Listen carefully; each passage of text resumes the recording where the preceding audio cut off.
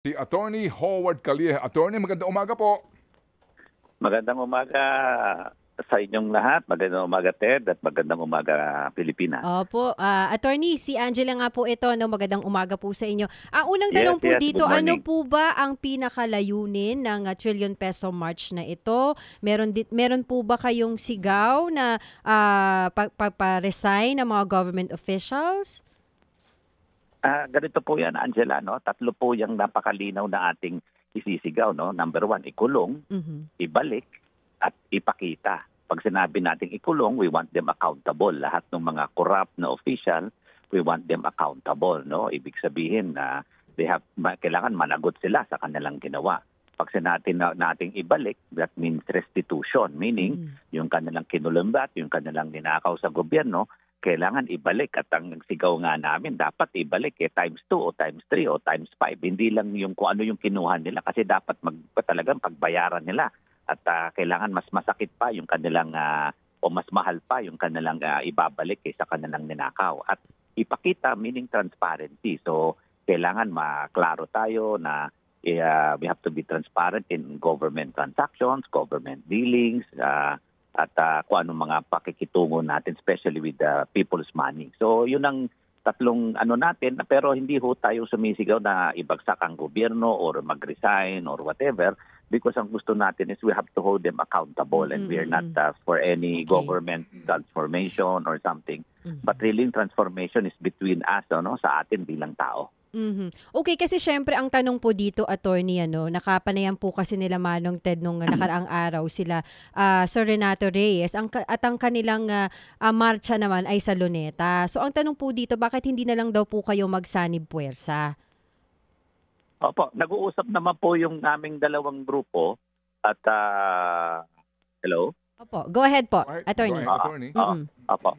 Opo, nag-uusap naman yung aming dalawang grupo at sa amin usapin ngayon, mukhang magsasama naman po kami sa EDSA. Isa lang naman ho yung sigaw natin. Mm-mm. I think yung Luneta hindi na ho yun, if ever yan yung grupo ng INC or JIL or whatever.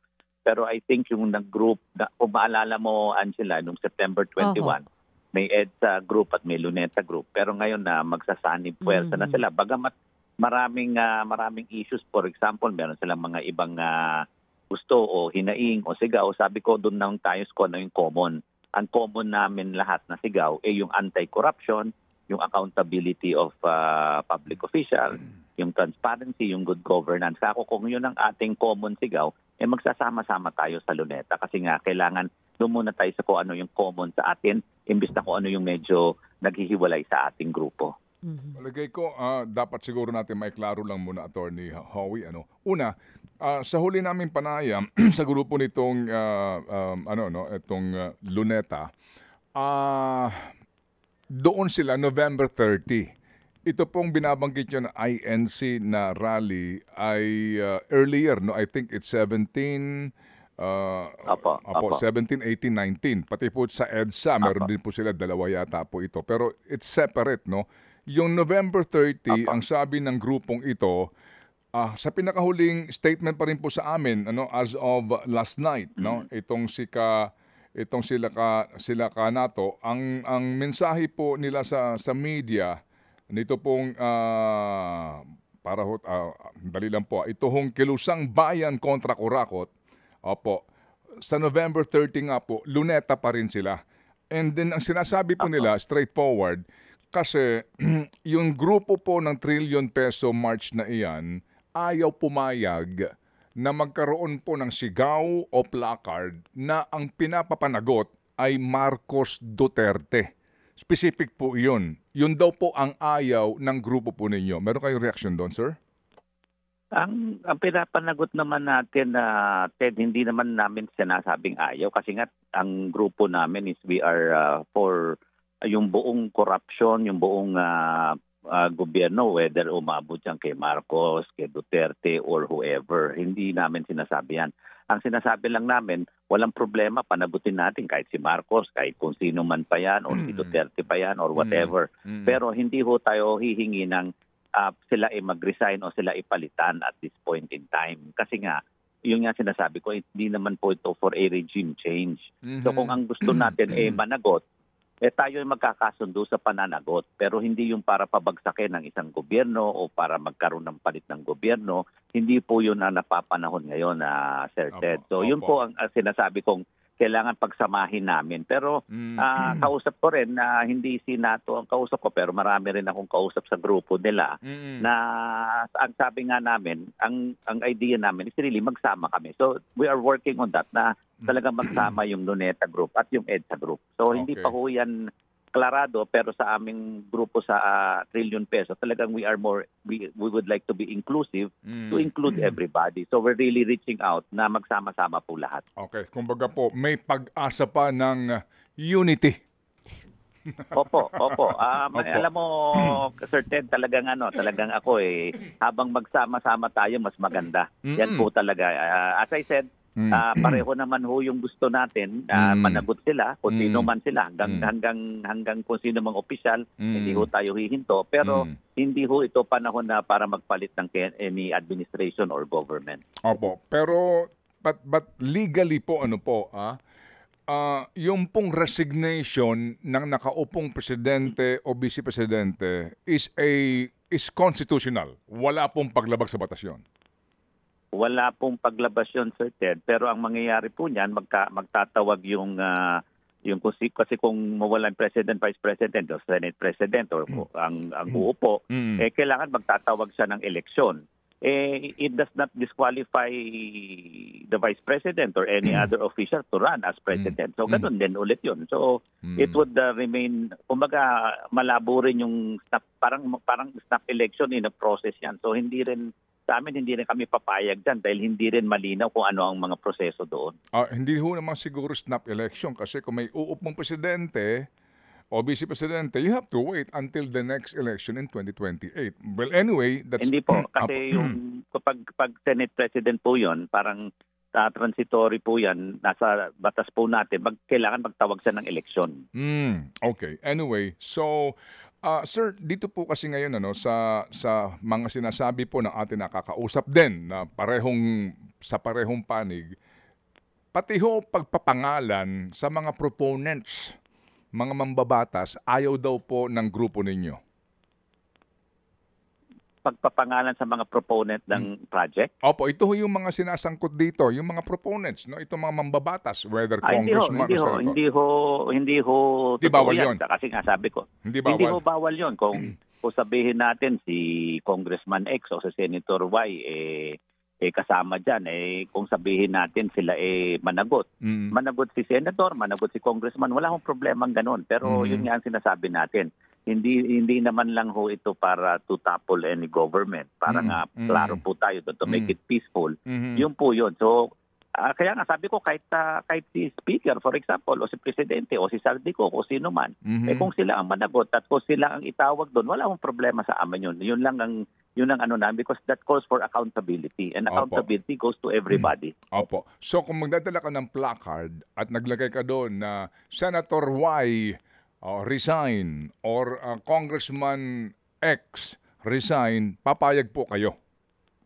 Opo, hindi ho sa akin, hindi ho problema yon kasi hindi naman, as I said, it doesn't, saka sa grupo ho namin, I think those are clear because those are accountability of individuals, no? And that is not for to destroy or to change a government, which sa amin, yun ang problema. Hindi yung accountability of individual, but yung change of government. Opo. Sige, so ang kagandahan ngayon sa ating ugnayan nito, Sir Howard, is bukas pa, sa dialogo kasi may oras pa, bago po mag-November 30. Opo, to be honest, kahapon lang kausap ko yung ilang congressman sa grupo nila NATO, kasama yung nandun sa Makabayan Black na congressman at yung ibang kasama nila sa bayan muna. So, open naman ang linya. Kaya nga sabi ko, tuloy-tuloy ang usapan namin at as far as we are concerned, sama-sama po kami. Opo, kasi po habang biyak-biyak o hati-hati, tuwan-tuwa ang mga magnanakaw. Kaya nga po, kaya hindi kailangan tayo po ang kailangan tumindig at lumaban Opo. sa kanila kasi Oo.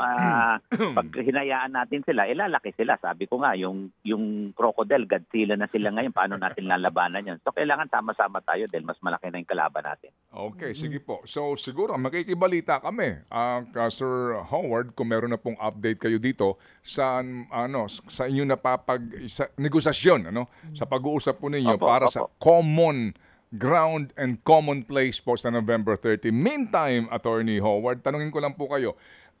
Ayaw daw ho pa uwi. Ang sabi po ng abogado ni Ginoong Saldico, ako mismo magsasabi, huwag ka munang umuwi. At siya daw po ay takot umuwi kasi nga meron siyang death threat. Kaya daw po hindi siya haharap, tutugon sa anumang subpina o pagdinig. Ano po ang inyong reaksyon doon? Alam mo, bilang abogado rin, hindi ko naman sisisihin si Attorney Roy, no? I mean, kasama naman natin yan sa profession. Talagang siyempre sasabihin niya na guilty yung kanyang kliyente.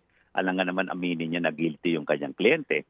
Alam nga naman pa ipitin niya dito yung kanyang kliyente. So sa akin, that is just kumbaga par for the course for him as the lawyer and the spokesperson for the law for his client.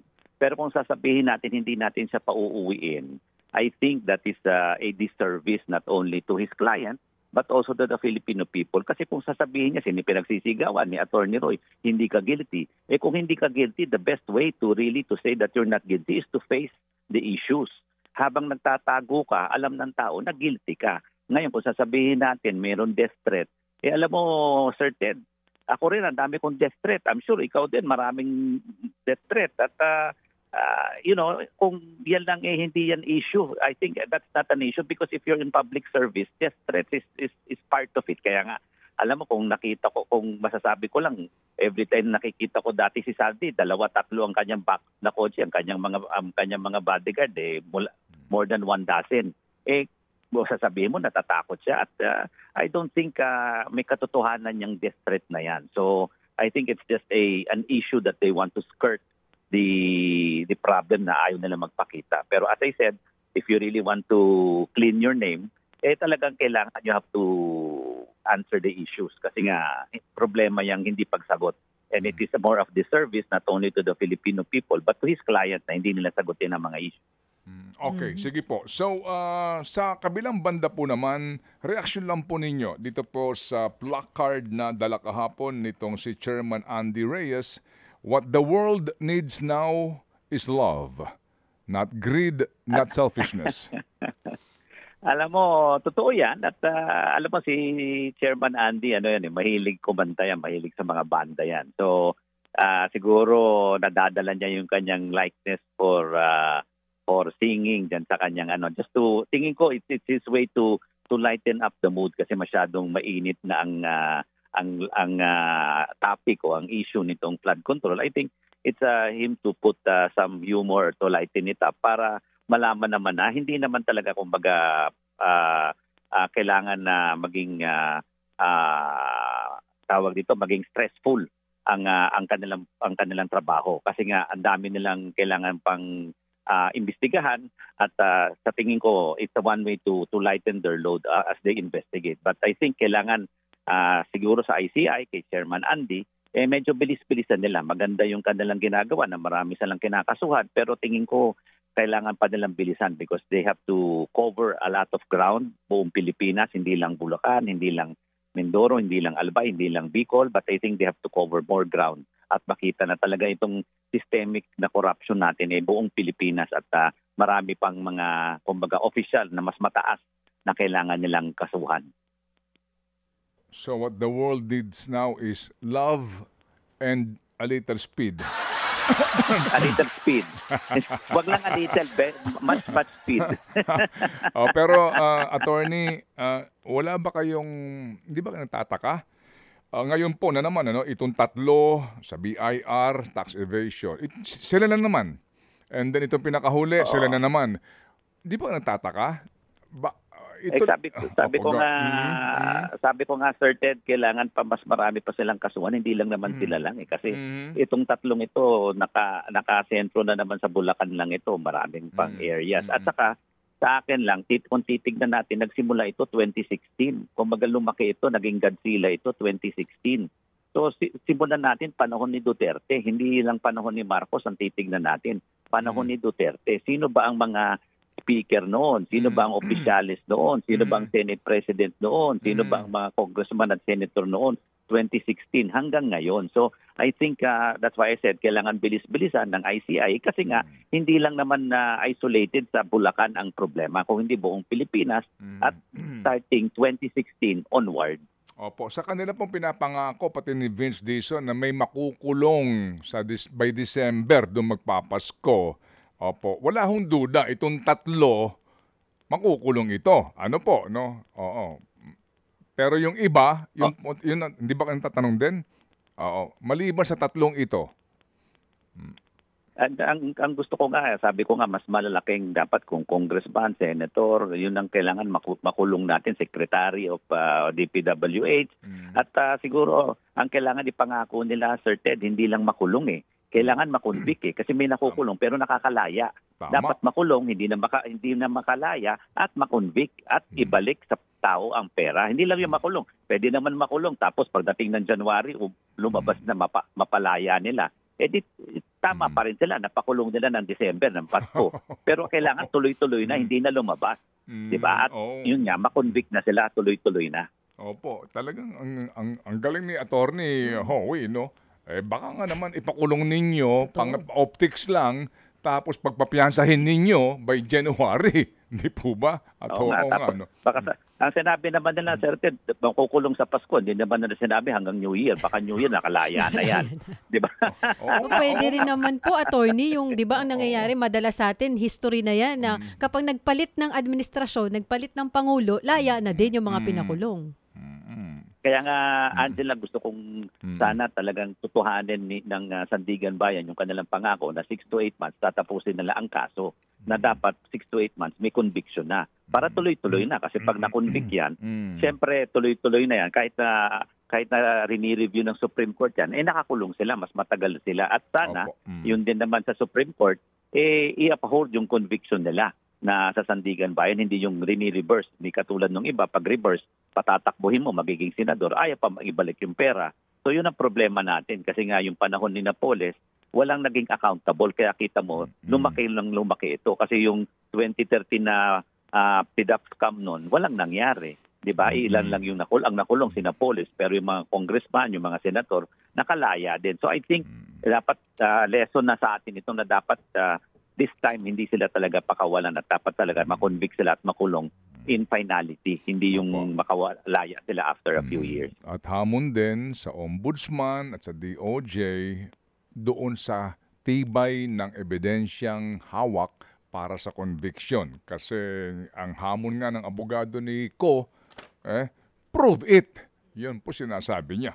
Di ba, attorney, no? Opo, tama po yun. Pero sa akin nga, kung talagang gusto ng gobyerno yan, ngayon pa lang i-cancel na yung passport ni Saldico para pauwiin na yan. Kasi madali naman siyang pauwiin kung kailangan naman talaga maraming paraan para siya makauwi dito at siya sumagot sa batas. Kung gugustuhin.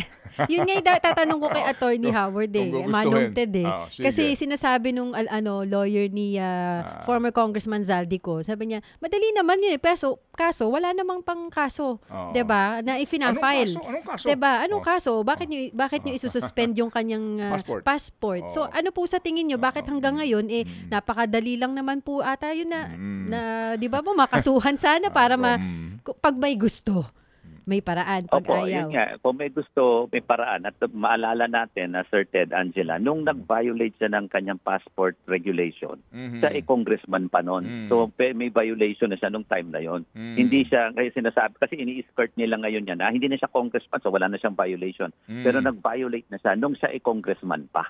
So I think doon pa lang pwede na, dapat kasi nung time na yon, doon pa lang pina-cancel na at pinabalik na siya. Opo. Kaya nga, kung gugustuhin, may paraan. Kung ayaw, ang daming dahilan. Salamat po, Attorney Howard, sa inyong pong panahon at muli kaming tatawag, sir. Salamat, Sir Ted, Angela, at mabuhay po kayo. At sige po, anytime po, bukas po tayo para sa inyo. Thank you. Salamat. Mga kapatid, brothers and sisters, saan ka pa? Dito na tayo sa totoo. Dito na tayo sa True FM. Mga kapatid, mag-subscribe and follow po kayo sa social media accounts ng True Network PH. Yan po kami. Hanapin nyo lang True Network PH, Facebook, Instagram, YouTube, TikTok, and podcast. Mapa Apple or Spotify man yan, mahahanap nyo kami. Lahat ng mga napapanood at napapakinggan nyo po sa programa, nasa social media accounts namin yan. So, paano mga kapatid? See you sa social media!